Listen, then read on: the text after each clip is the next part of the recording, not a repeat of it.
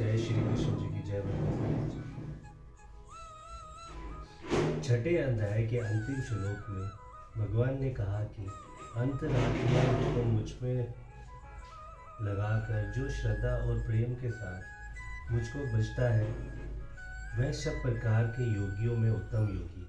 परंतु भगवान के स्वरूप, गुण और प्रभाव को मनुष्य जब तक नहीं जान पाता तब तक उसके द्वारा अंतरात्मा से निरंतर भजन होना बहुत कठिन है। साथ ही भजन का प्रकार जानना भी आवश्यक है। इसलिए भगवान अपने गुण प्रभाव के सहित समर्थ स्वरूप का तथा विविध प्रकारों से युक्त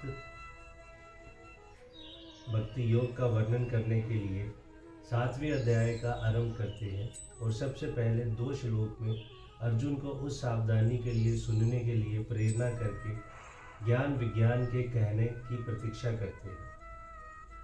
करते हैं।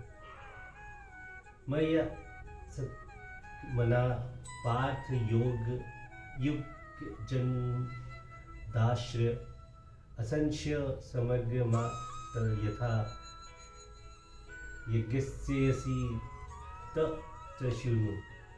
श्री भगवान बोले, हे पार्थ, अनन्य प्रेम से मुझ में आज तक चित्त तथा अनन्य भाव से मेरे प्राणाय होकर योग में लगा हुआ तू जिस प्रकार से संपूर्ण विभूति बल ऐश्वर्य आदि गुणों से युक्त सबसे आत्म रूप मुझको संशय रहित जानेगा उसको सुन।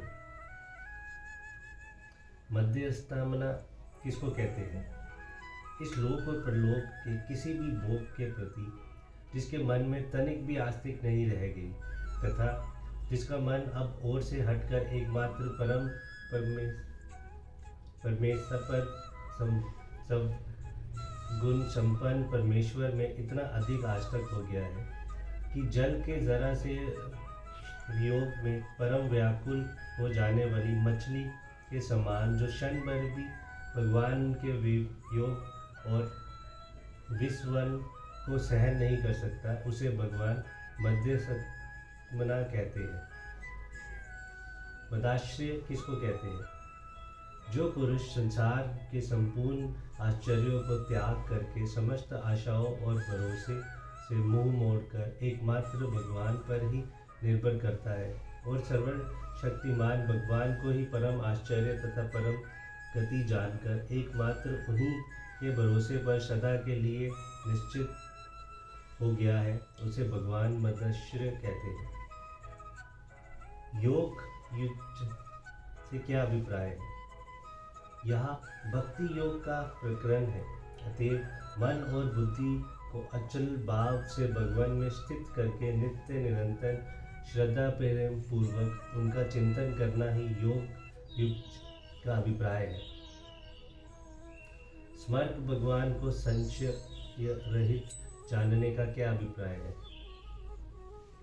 भगवान इतना है, इतने और उतना ही नहीं, अनंत कोटि ब्रह्मांड सब उन्हीं में ओतप्रोत है, सब उनके ही स्वरूप है। इन ब्रह्मांडों में और इन परे जो कुछ भी है सब उन्हीं में है। वह नित्य है, सत्य है, सनातन है। वह सर्व गुण संपन्न, सर्वशक्तिमान, सर्वज्ञ, सर्वव्यापी, सर्वदार और सर्वरूप है तथा स्वयं ही अपने योग माया से जगत के रूप में प्रकट होते हैं।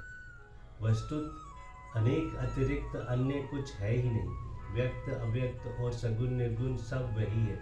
इस प्रकार उन भगवान के स्वरूप को निरंतर और अनिर्दिष्ट रूप से समझ लेना ही समर्थ भगवान को संशय रहित जानना है।